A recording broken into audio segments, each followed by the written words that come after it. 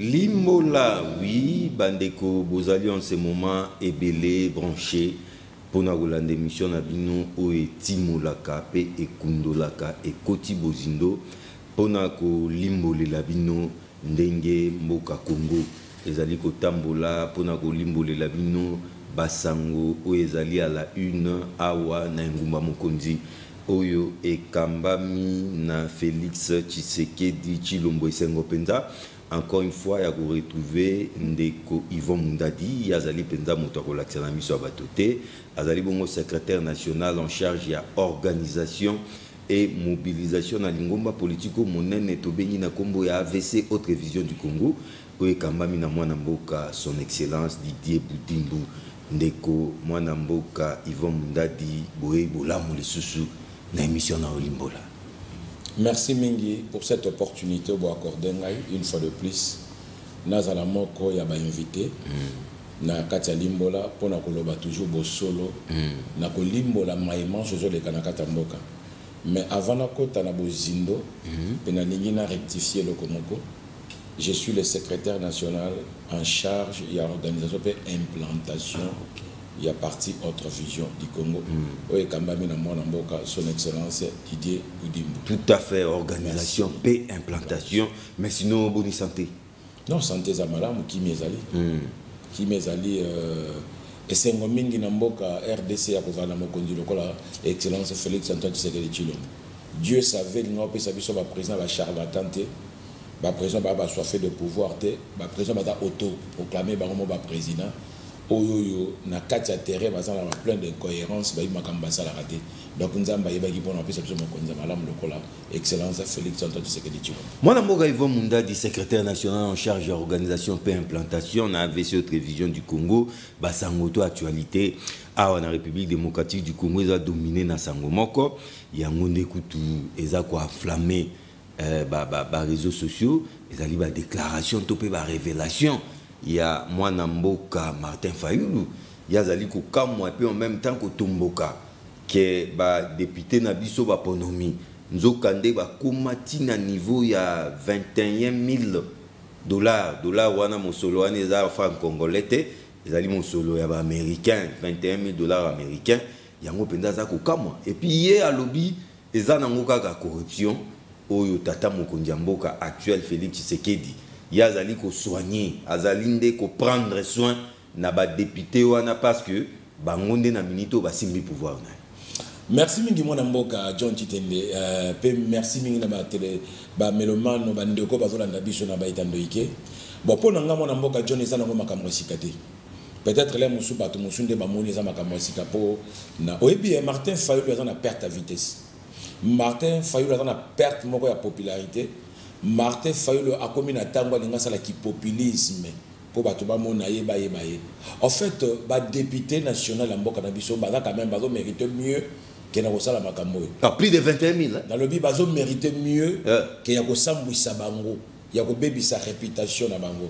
Vous devez savoir aussi, Nakata Mboka Nabiso, le député national Baosala Moussala, Otobenga Bango, honorable député, Basala Kamoussala pour Ngomba, Ngomba République démocratique du Congo. Mais ce qui concerne le salaire, na bango ko exibango ko piango na place publique, pe ko soba makambo lokota eza soni mingi. Mais salaire ya ba enseignant, tu que la mosonité. Salaire ya ba professeur, tu que la mosonité. Pourquoi ya ba ponomi faut ça la passe. Mwana mboka opposer na question tikanga na kende. Malobo mboka. Loba mwana mboka. Mais Martin Fayulu asa député non? Atinda na kata de hémicycle, on atinda suppliant na yé.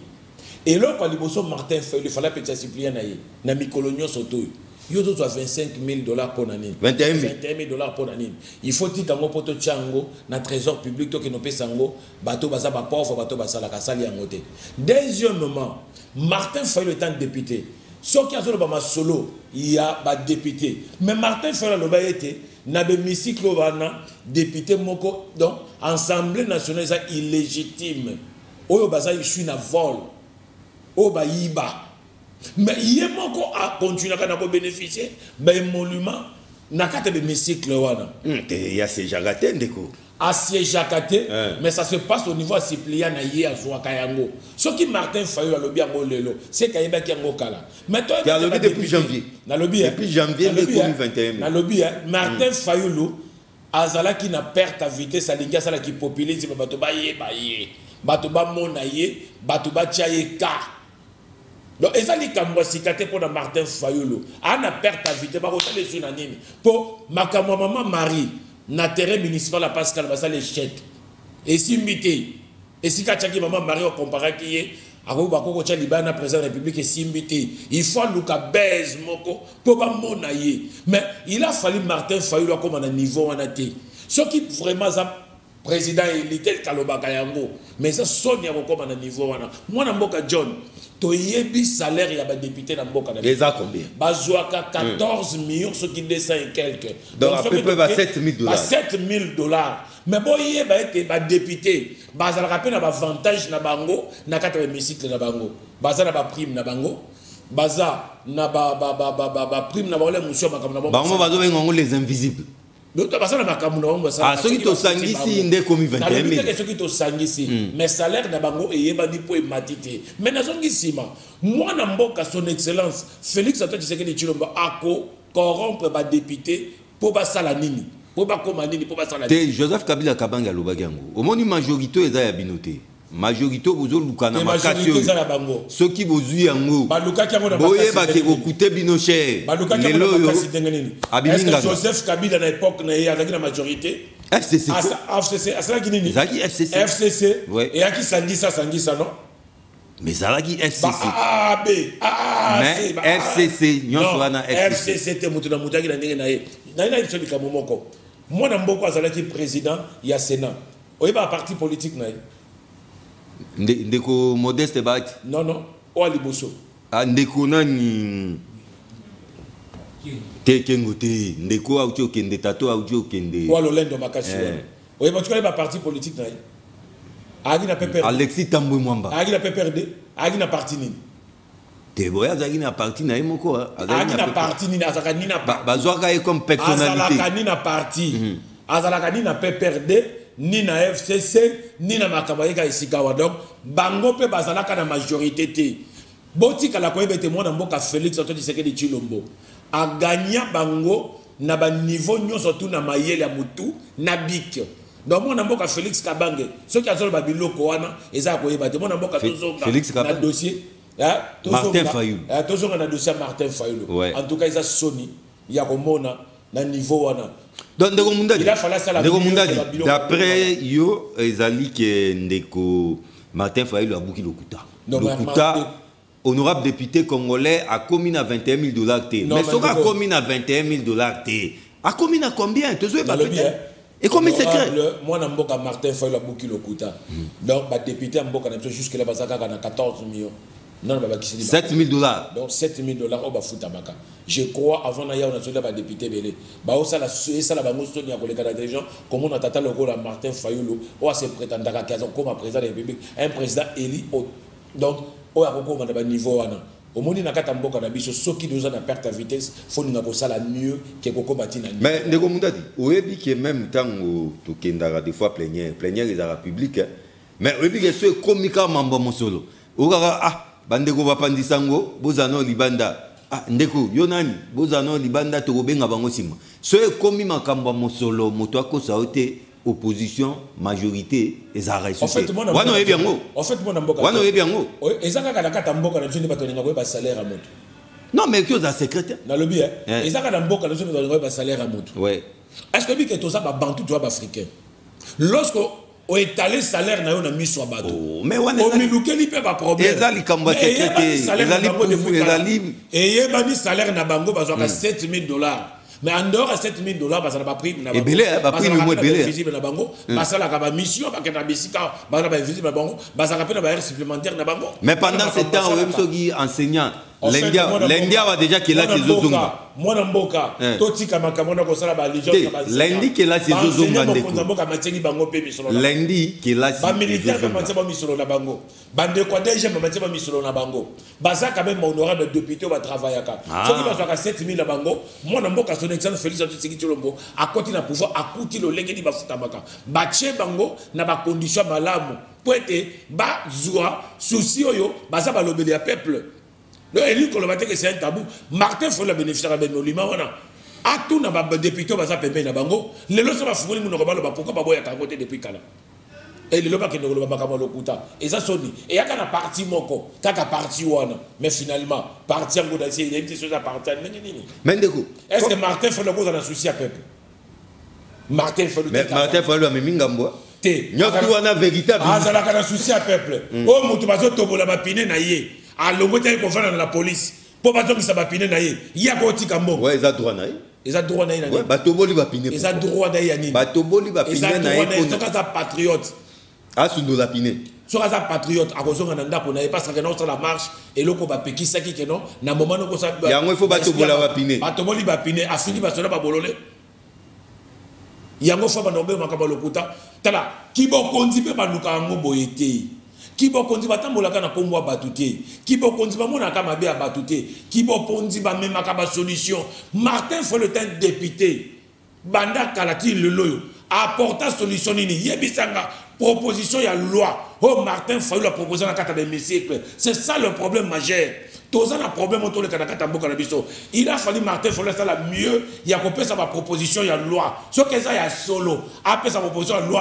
train de vie na bango ekita de façon que ba le matin na 7000 bazo na 2000 dollars to ndo betela bango maboko et non ko ya ko bimisa makambo lokuta pour être ça la baisse pour toujours ya ko sala ko faire éternelle image ya mokonza mboka non à combien de niveau moko ya ndeko mais comme si cela ne suffisait pas ba palissade de pays qui déjà en fait kaka ba député en fait donc du chef de l'État en fait je crois biso toza ba candidat malheureux mais je crois Nazalaki ba palissade Nazalaki assistant à l'époque il y a député national oyo nakata mboko ayebani archevêque général Kankenza Mwana Mbonga Nazalaki assistant naye je sais comment ça se passe dans kata d'hémicycle wana je ne pense pas que dans ce qui palissade et tout mutu kamoko député azoka mo ofelete ils ont la carte de monument na bango donc ils allaient juste après tout va pesa bango mais ils ont salé na kata mboka na donc ils a pour batia na ba condition malam ce n'est pas grave donc kaka bango il faut batia bango na ba condition malam ba enseignant ba médecin ba professeur pesa ba professeur émérite ba na ba émérite ouais en fait ba pesi bango te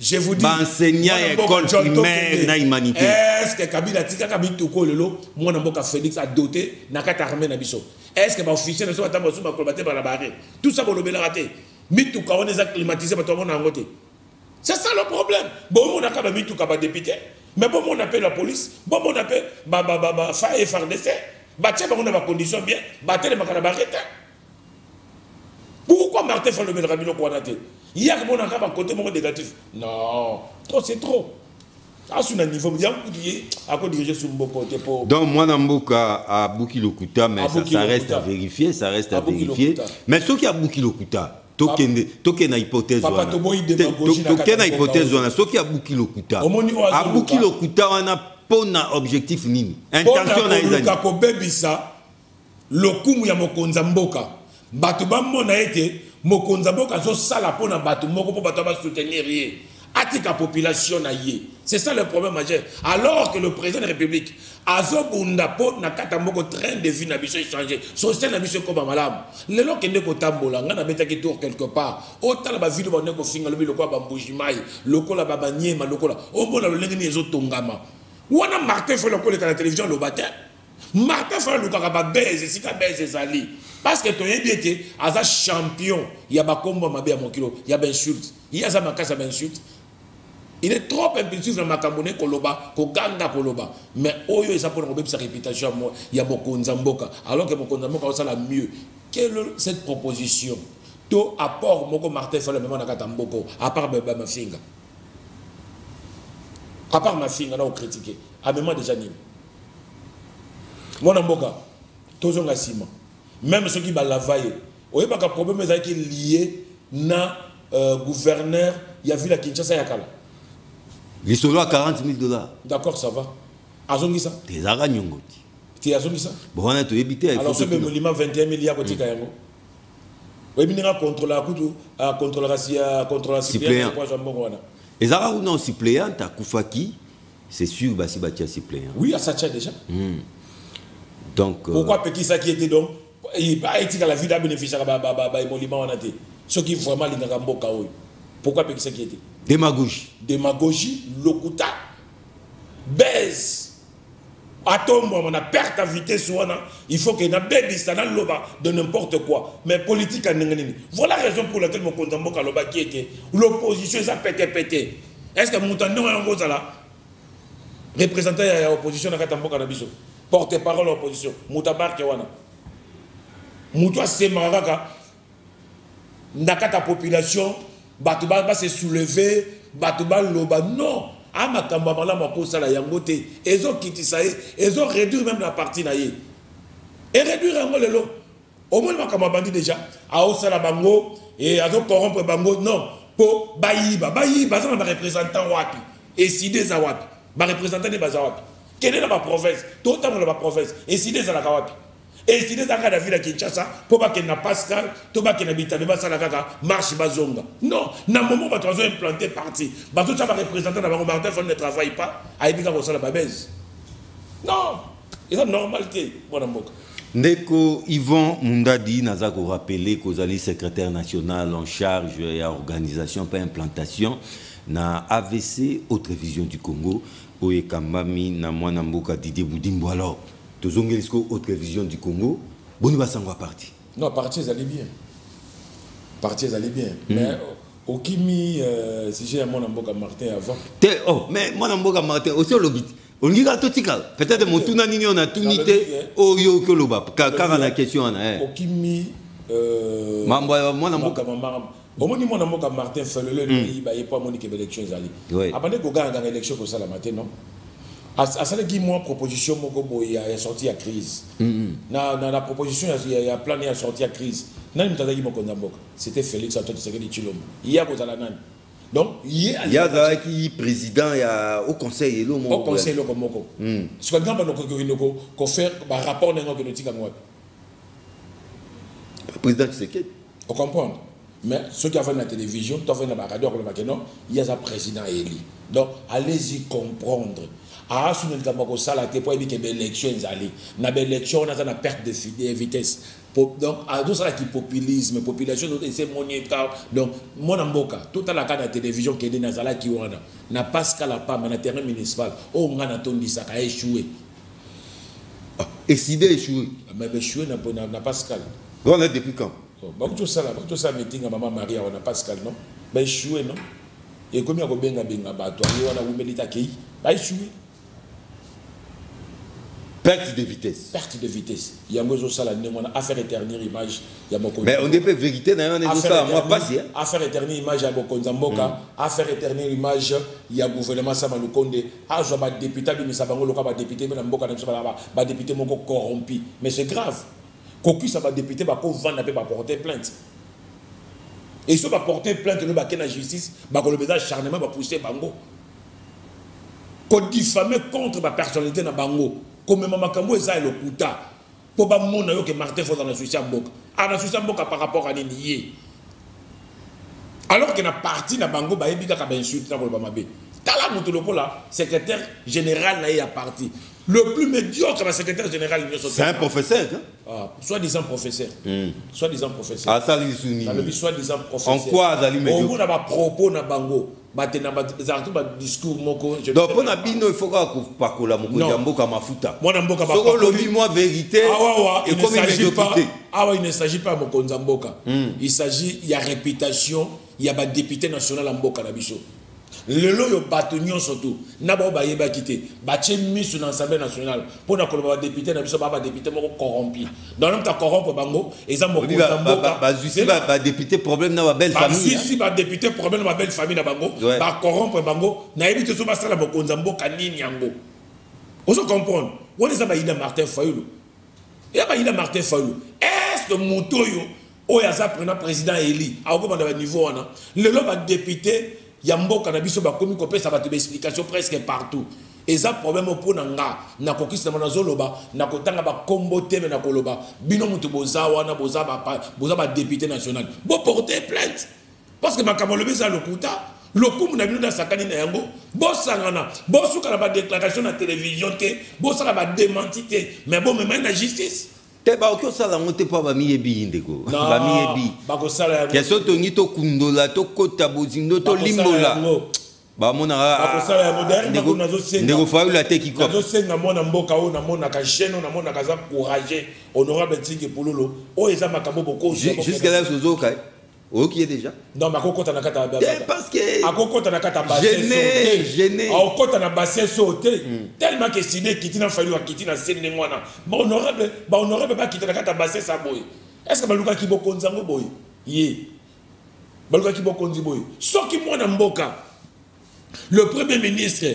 honoraire Adolphe Mozito Alobiete to sala ki erreur grave na Genève Yakopo na mutalinga okamamboka lobi aza na plan mon côté, ana projet mon côté, aza na idée mon côté, oko kamela mboka. Ye mutavanda na ye, bolobaki na nga ono, soki mutaye biso ke no ngola biso ke no, mboka zo bela. Ndimela solo mwana mboka na fayebi pourquoi? Est-ce que ce mon appena projet moko, to programme moko, ya malamu pa Martin Fayou? Namoni maloba ya ndeko Fayulu esali moi pasi non yo agitation na plate les agitations te nazo makambo za solo tala tozo espérer mieux que makamba boy tozo lo bango biso no to vai na kata plateau tozo solo ngo mais ba député na so na ba problème mikolo na ba belle famille na bango na ba ndeko na bango na ba leki na bango ba o calculer ba problème na ba tante na bo chaque mois ba 21 000 alors que mwana mboka moko pe oya zwa ba mbongo ebele na mboko oyo azo réclamer na ça ana un paiement ya 6 mois nani mais bafuta ka député 21 000 olanda kite sango ya mwana mboka mozala mokonza mboka kala na kata mboko a réclamer ba salaire na 6 mois bafuta ka ite mais nzoka kuna 21 000 fois 500 21 000 fois 500 chaque mois alors que yé salaire na bafuta ka ite calculatrice c'est ça. Elles ont compris le quoi. Elles ont compris gravité à l'Ikamboyo au Martin Fayou à Luki. Les Angambo. Les Angambo. Et tu espérais que mieux pas naïe. Moni biso ba jeune au to esi bana bango na kata to kuti wana kata politique. Je crois bien que nous to kosa to qui t'a comme ba niveau ba bassin sauté. Je ne sais pas ce qu'on a tout autour d'elle dans la conseiller au ba biso to za boto na ba conseiller non on dirait akuna koyo kaweza kande baloba na français d'après yo. Toute vérité n'est pas bonne à dire. Non, mais je n'ai pas dit ça. Je n'ai pas dit ça. Oh, il y a le baiser vérité. Et il y a mensonge. C'est bon, entre guillemets. Il y a mensonge. Entre guillemets, toute vérité n'est pas bonne à dire. Vérité, à ton bombiango. Bossolognon, c'est ça, relobate, hein? Mais où il y a le baiser bossolote? Bisi kanyo surtout peut bako sakate. Makamu surtout bako sakate. Bana Kinshasa bazo ba mikolo nyo sote za théâtre traité. Pourquoi je me marabu sur le quoi théâtre? Nyo c'est ça théâtre. Il y a théâtre traité. Azonga. C'est un homme d'État. Ce n'est pas un homme politique. À sa porte-parole, à sa communicateur, le à nous autres. Président élu. À sa communicateur, un président soi-disant élu. C'est un homme d'État. Quand tu passes au sein de l'adresse, il faut dans la conseil, mais il y a commis les camoussous à perdre vraiment. Je ne sais pas ce qui va te faire mon ango. Akiti Makasi. Akiti Makasi, na vraiment Makasi. Je crois que tu vas me ce conseil. Pourtant, tu as un pouvoir. De revoir mon dad, il faut tourner page de Fayou. Bien sûr. Parce qu'il y a mon aux autres baguettes qui m'aiment, mais na sentir que ça va si quand même. Aussi si Massassi. Pour ça la capacité comme on a monté à se prétendre que non aza mwana ya Etienne Tshisekedi wa Mulumba aza formation pa na ye ya ko bebisa lokumu ya mwana mboka le fait Etienne Tshisekedi wa Mulumba po biso toza makila to uta kuna je crois que mon affaire dans la maîtrise. Mutaï beloko ni na sala ka mutaï beloko nya lukaka o yesu to boningo et comme il ko beloko ya lukaka te beloko sala raté. Alors avant de mettre pena sengi ba député pardon boli bisaï parce que le bagage acharnement sur le même niveau de justice. Alors, avant tout, Beta Masolo a parti, à maintes reprises, au à Maponomi. Mais Maponomi, on n'est pas au ba expert moko ya Nations Unies, ba mekaki ko tala pe mambo. D'après bango, baza vraiment kondimate ke ndenge mamwezo kendele lelo. Ba élection ça en 2023, ba défis za mingi, défis sécuritaires, défis financiers. En tout cas, c'est fort probable que Maponomi pousse na mamuke. Est-ce que yopo imoyi politique baza na raison ya kokanisa modèle wana? Mais moi namboka c'est tout à fait normal. Les colonnes CP kokoyate. Ah donc to kendega glissement. En fait, les colonnes CP kokoyate, on les a glissement. Ah beaucoup moins. Non, ils a glissement dans la position glisser. Mais sur l'élection ça en 2023. Gouvernement peut-être qui dira Bunagan. Ba agression à Bunagan. Gouvernement de tini makamu sur les cas na Istanbul na biso. Non non, ce que ça dit ngona seni na d'expert, il y a Nations Unies ba monete, il faut pas pousser dans pour élection ça na malambo. Tozo inga na kata constitution mboka na biso. Et le binini. Et si les gens ont dit que c'est grave, c'est pour ça que pas pour des salam. Même ceux qui sont en retard il y a 5 mois, même ceux qui sont en retard il y a 6 mois, même ceux qui sont en retard il y a 8 mois, ma pour des salam. Moi qui dégo changer peut la peut la mukaton. Mais discours wa nozuluba na boya ki yango makasi. En fait, natangwa Joseph Kabila. Boya ki yango makasi. Même pas un seul jour. Mais salama qui déjà. Ah yango modèle. Non, salama oya biso. Tu les gelou. Au monité que non, moi na mboka Félix Antoine Tshisekedi Tshilombo, ça la nion surtout élection salama. Malgré ma contrainte, ça la nion surtout que élection salama na date moko constitutionnelle ya mboka na biso et les kandengona. Ozo mona ngote, mona mboka. Si au-delà, il y a des forts à Zosalabati, il y a Salani. Ceux qui étaient experts, c'est ni au Eza dans Katapoche n'a été. Bah, mon était non, avant tout ça, l'élection, il faut le côté, tout rassembler pour l'élection Salamalam. Si comment on a beaucoup à Salani. Ah, comme un dictateur, il y a comme ça, on a posé ça, et le côté Salam. Mais ceux qui Salani peut parler à mon mingité, bah, on le bani. Mais déjà que Nalingomba y a pas perdu. Bah, on va lobby. Ce qui m'a pronommé ça limité en 2023 pour n'a déclaration de guerre. Oh oui bien déclaration de guerre. Ce que c'est la réponse. Dans le lobby, hein. En fait, mon parti wana. Les pas perdus. Parti on a pas perdu baba modèle était. Batele makawa. On ne peut pas nous intimider. Basuka. Non intimider bango. Batele makawa yeme à Salamine. Batele maka parle pas ça biso parlement à bango basalani c'est na boy Alexia Kolongwa ti alongwa mabunda longwa asalani basalani bango baza modèle à suivre était na mboka oyo basala mabe tellement ebele peuple na sima na bango te peuple azo mona misalo mona mboka Félix Antoine Tshisekedi Tshilombo azo sala peuple azo mona souci o mokonza mboka za nango ya kobongisa mboka peuple azo mona souci esika bango ba ko futa bato te mo Félix azo futa esika ba salaire bato ezalaki ya kokanga bafungoli yango esika mboka ezalaka na kokanga na singa mona mboka fungoli yango c'est ça ce qui est très important. Félix azali pas mboni pona mboka oyo atiki ma fait militaire na 30 000 francs congolais. Au Koyeb Sabation va comme 250 000 francs congolais, 125 $. Au Koyeb Sabation va comme atiki va député comme na combien? Atiki va enseignant na combien? Les lois communes va 21 000. Même bagent ba DGD ya na ba DGM. Atiki va salaire na bango combien? Les lois mon mboka Félix atie bango à l'aise. De façon ba sala musala malam qui moyi bien zalaté. Au beta ba discours on était élection ko salama. Même ceux qui me collent à Mikolo Leki, le billet était recensement de Makamekosa, Nicolo n'a pas. Voilà, n'a tout le temps. Parce que ma solo n'a pas comme Gobetama. Recensement de l'habitat et de la population. Mais moi, n'a pas. Tokozonga tango yo, moi, n'a pas la même menda. Oui, mais les Cambouane, bon, moi, tu n'as pas ça. En fait, les Cambouane recensement. Est-ce que même chose que recensement comme ça? Mais oui, déjà, le gouvernement a levé option que, en tout cas, en fait, il faut recenser ça. Les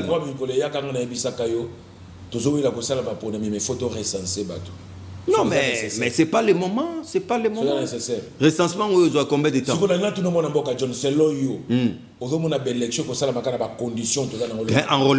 Enrôlement, tout s'enrôler parce qu'enrôlement, ils allaient caca enregistré Baponomi. Enrôlement, on peut dans les bandits. Mais quand 2023, décembre 2023, c'est dans 14 mois. Oui. Alors, l'opération, on a tout et ça, les marins, on a tant mon cœur. Mais ça, la manango. Mbongo, ça ne suit pas. Pour pas payer une date. Na mois ya enrôlement. Bozo di maté pour nini kino opération de gosa makana mikolomike. Bon di maté pour nini.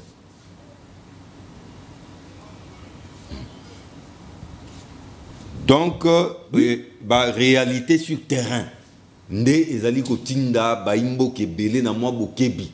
Parce que ezali ezaba incantation te comme baloba. En fait, ezaba déclaration simple te. Imbo ka mingité. Ezabatu ya lamuka na batu ya PPRD. Kasi rôle na bango opposition. Non, est-ce que bango ba opposant? Baba frustré baba opposant. Donc pour na de Mundabi qui est opposant. Bango ba opposant. L'opposition ce n'est pas bango ba sala kate. Oye bisaka le PPRD ba comme opposant. Bon na minito na Congo opposition banani. PPRD comme opposant. Congo est en opposition te. Opposition est à. Ah bon? Nga zo mon opposition te na RDC. Opposition est à. Batonyo surtout bango les ce sont des frustrés. Ba frustré bazo le kakaka. Pour na biloko bango ba bungi pour baza na posa kibokonzi bango ba koma ba konzi lobby. Est-ce que bana souci à population pas souci à peuple? Ba lobela ka population to ba lobela ka ba poste na bango o bazo luka po ba koma. L'opposition est accompagnée à gouvernement en place pour ça la mieux à pousser bango ba ça la mieux.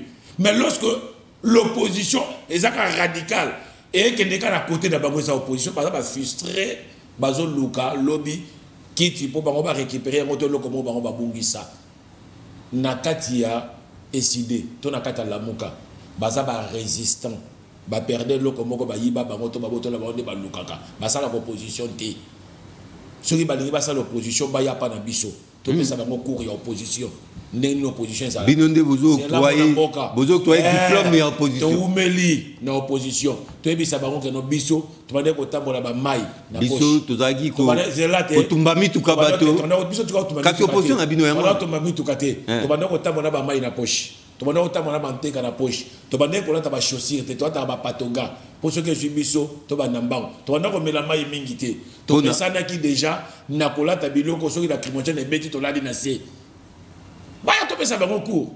Il y a une opposition à pété. Quand mon conduit à l'objet, opposition à pété. À quoi il faisait allusion? Il faisait allusion à l'opposition. Il faisait allusion à l'opposition. Il y a une opposition. Il y a aucun décause. Opposition est Tumbarami Tukabatoté. Opposition est Tumbarami Tukabatoté. Opposition est Bébi Sarabilo Kabatoté. Opposition est Tumbarami Tukabatoté. L'opposition est Bisso. Ceux qui va lobby pour que la ville morte, on la ville morte. L'opposition à Bisso, maintenant que nos marche n'a pas qualité. Alors qu'il n'a pas de marche alors qu'il n'a pas de place à la marche, ça la camoté. L'opposition n'a pas de respect. Opposition est en respect. Opposition bazo bundisa de motomoko. Bazo bundisa ye allo mala kita beaucoup pour bango bazonga. Mais c'est ça aussi l'opposition. Les hommes m'embêtent. Bazar en opposition pour conquérir le pouvoir, c'est ça le rôle. Peuple a monité que Félix Ossala Mabé.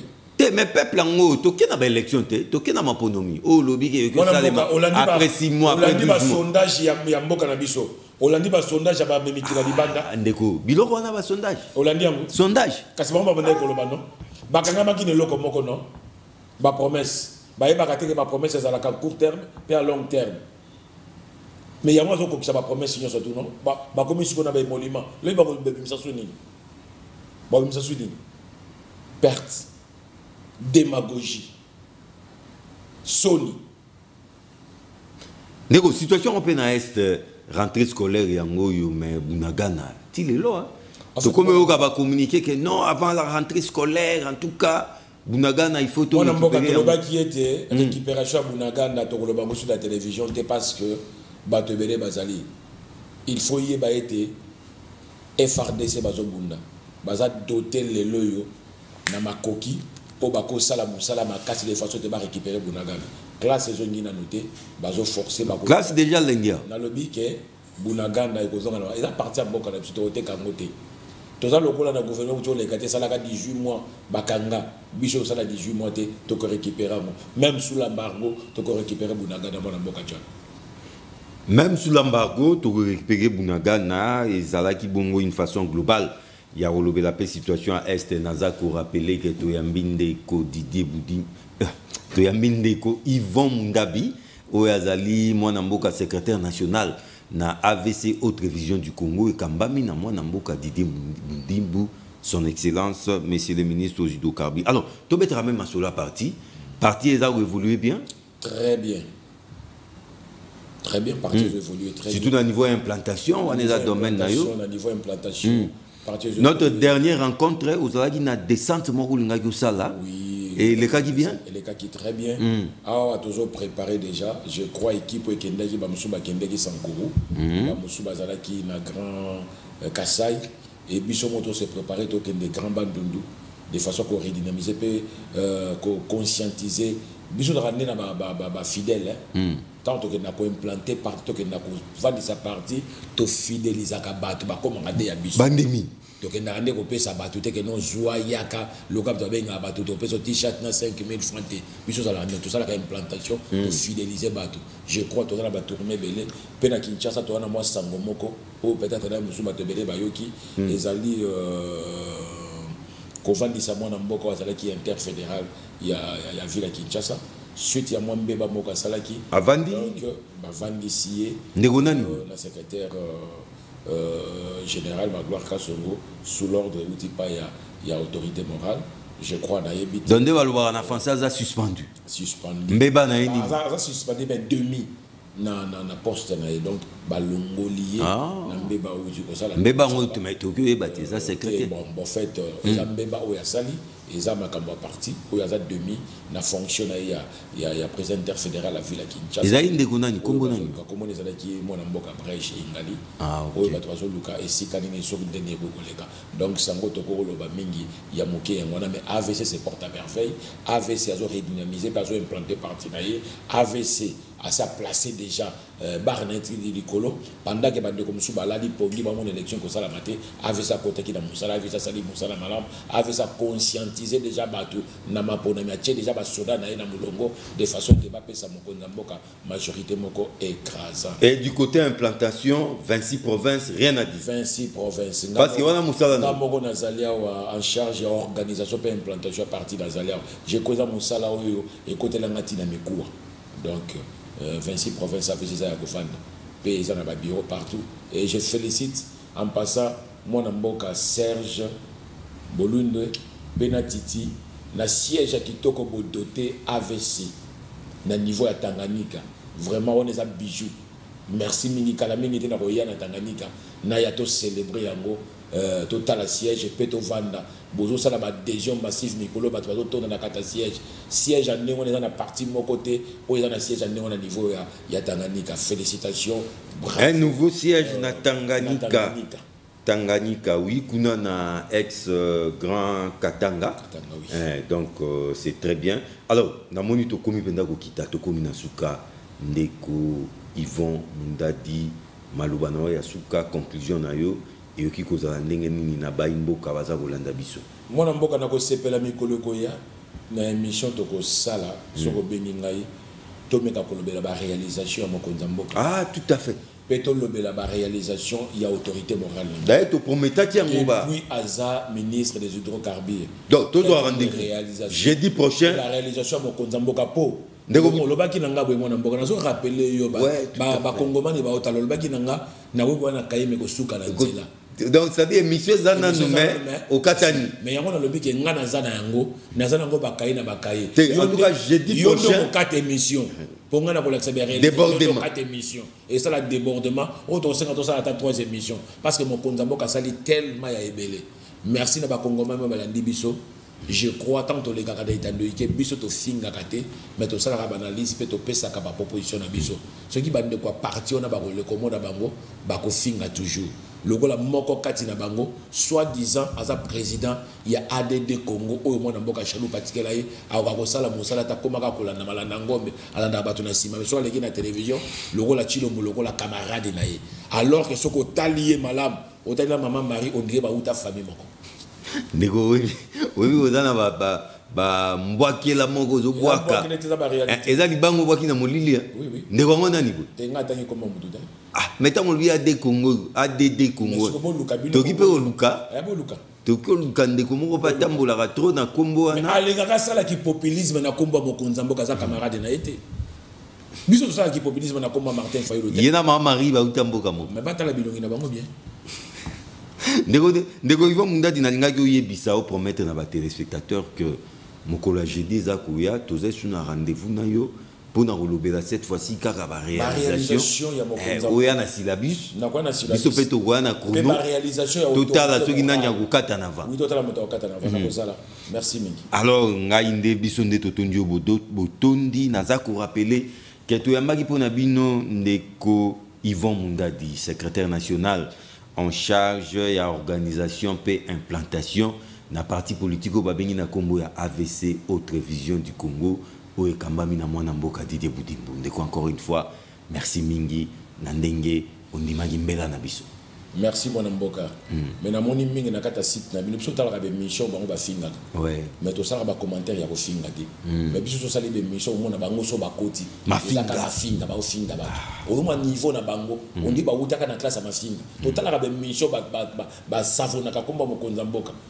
to finga la bango te mais kota da site be mission to sala o mo na bango ka mafinga na ba papa na ba maman na ba famille alors qu'il a des fois to appelle ndenge mon côté ba changer manière politique na bango merci mingi ndeko Yvan Mundadi totondi bino botondi bolanda émission na bino limbola ya mbala ya mibale je crois bien mokolo ya vendredi lobby na tongo na ba partie ya ba 7h20 sinon tokutani jeudi prochain na esengo pe lokumu makasi boboto omoko abino